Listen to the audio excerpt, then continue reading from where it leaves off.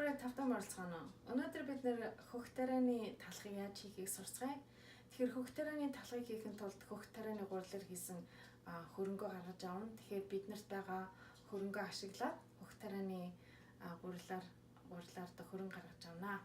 За тэгээд энэ болохоор удаан хүйтэн нөхцөлд удаан эсэх тэр технологиг ашигладаг учраас нэлээд олон дамжлага шатлахтай, тийм учраас битгий шантараараа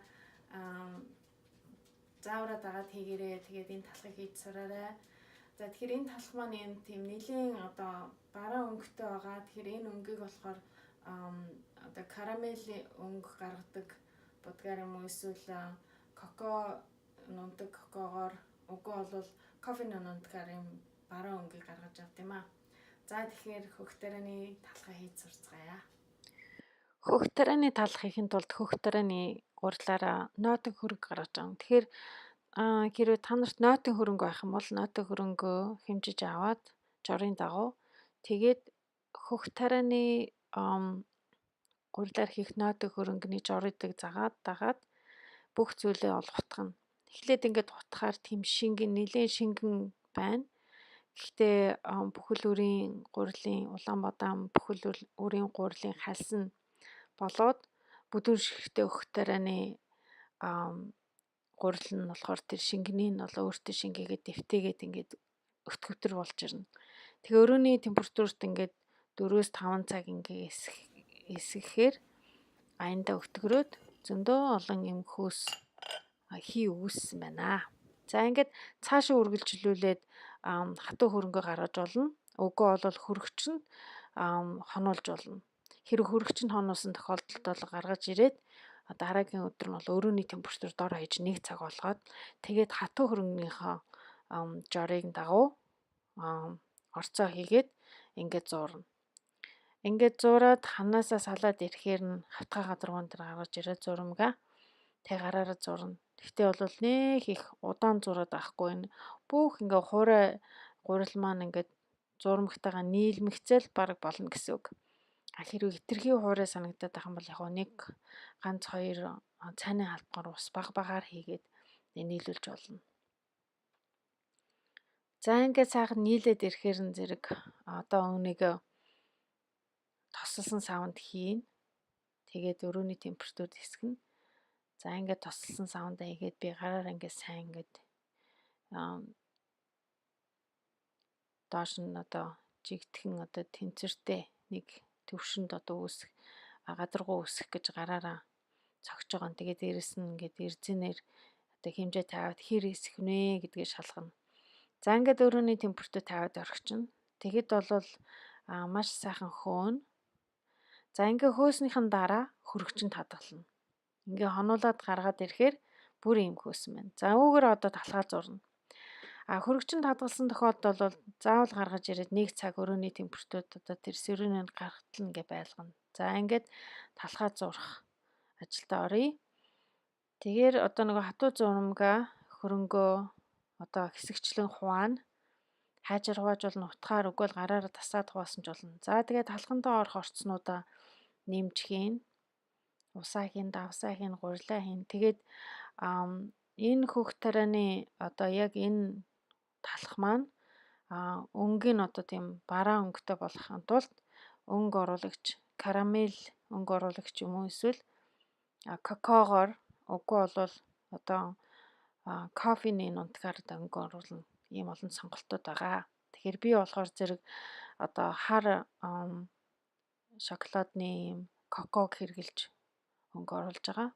Тэгээд зурмгаа зураад ханаасаа ингээ сайхан салаад ирэхээр нь хавтгай гадаргуу дээр тавиад гараар зурна. Машинаар зурж болно. Тийм тохиолдолд 8-10 минутаар хаяж зурна. Гараараа зурж нухаж байгаа тохиолдолд доор хаяж 10 түнэс дээш цавуулаг үүстэл нь сайн ингээд гараараа нухаж өгнө. Тэгэхээр олон удаа юм хөрөгчөнд хийгээд сэрүүн газар ингээд хөөлгөд байгаа маань эсгээд байгаа маань тэр хүүтэнд эсгэх тэр технологиг ашиглаж байгаа.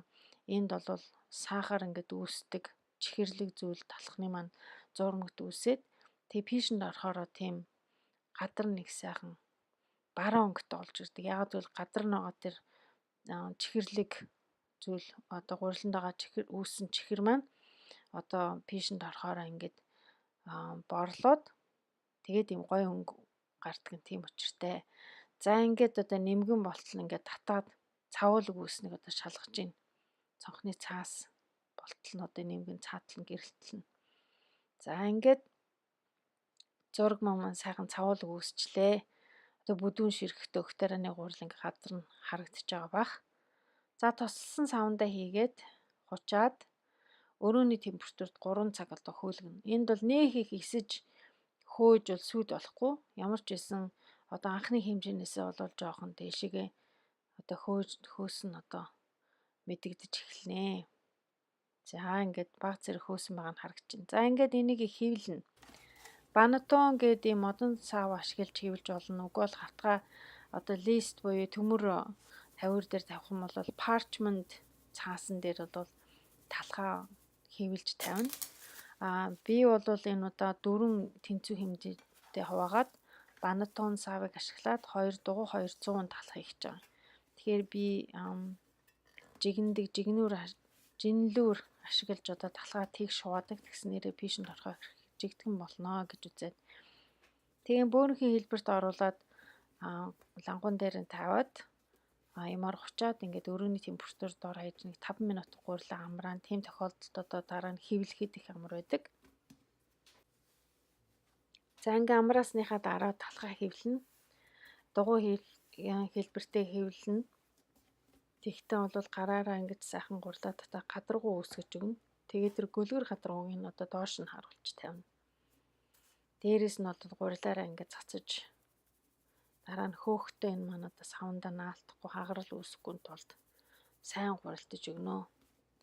За 100 хэлбэртэй болгохын тулд мөн одоо сайн одоо ороогоод тэгээд гадна талын ингээд бүр сунгаж өгнө. Тэгснээрээ талх маань одоо сайхан хэлбэртэй болж хөөнөө. За ингээд мөлгөр гадаргууг нь мөн савндаа доош нь харуулна. За ингээд хуурай гуулаар дээрс нь цацаж тавиад тэгээд хавтгай листен дээр тавьсан тохиолдолд гадна талаар нь бол тос шүршээд тэгээ гялгаруудаар хочно. Тэгэхгүй бол наалдна.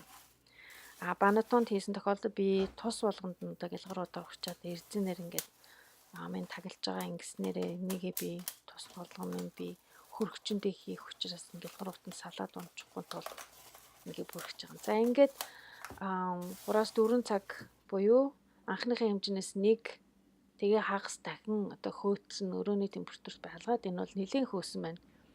Тэгэд хөргөчөндөө хонуулчихна. За тэгээ хөргөчөнд ингээд хийгээд хонуулаад за ингээд хөргөчөндөө хонсныхан дараа өдөр нь би одоо гаргаж ирээд талхаа жигнэх гэж байна. Тэгэхээр гаргаж ирснийхаа дараа 1 цаг өрөөний температурт дор хаяж байлгаад хүүтнийг нь гаргаад энэ хоорондоо пишингээ 450 градус Фаранхайт буюу 232 градус Цельсийн температурт халаагаад 1 цаг байлгана. Тэгэхээр пишин сайн халлаа. Талх маань сайхан бүлээцлээ. За ингээд талхаа пишиндээ шилжүүлж тавина. Хэрвээ одоо листен дээр буюу хавтгаар төмөр дээр эсгсэн байх юм бол талхандаа сайхан цүслэг хийгээд тэгээд пишиндээ нэг аяа халуун ус ёроолд нь хийж өгөөд тэгээ пишингээ сайхан шүршээд сайхан чигтэй олгож өгнө. За ингээд нийт 30-аас 35 минут одоо талхны хэмжээ хэлбэрэс хамаарат пишиндээ болгоно. За би болохоор зэрэг ширмэн саваар ингээ битүүлээд паланта саваар ингээ битүүлээд 20 минут жигэнчдгийн. Тэгээ бас доор нь ус хийж байгаа. Та нарт ус хийж харуул ингэж хийд юм аа гэж. Тэгээ 20 минутын дараа тагнуудаа авна. Тэгээ ширэн маань их хүнд байдгийг тэгэхээр болгоомжтойгаарай. Пишингээ унгаж өрөх вэ. За тэгээд 10 минут ингэж жигэнчин. Тэгээ хэрвээ бүр сайхан гадарталт нь бүр сайхан бүр хар өнгөсгөх юм бол пишингээ унтраачаа дахиад 5-10 минут жигэндэг. За ингээд талх маань болчлаа. За тэгэхээр энэгээ 45 минут доор хаяж хөргөнө. Тэгээ хөргснийхаа дараа бол зүснэ. За зүсэж үзүүлье. гадар нь ингээ сайхан хорж гисэн тийм баруун өнгөтэй. Доторт нь болохоор их зөөлхөн чиглэг.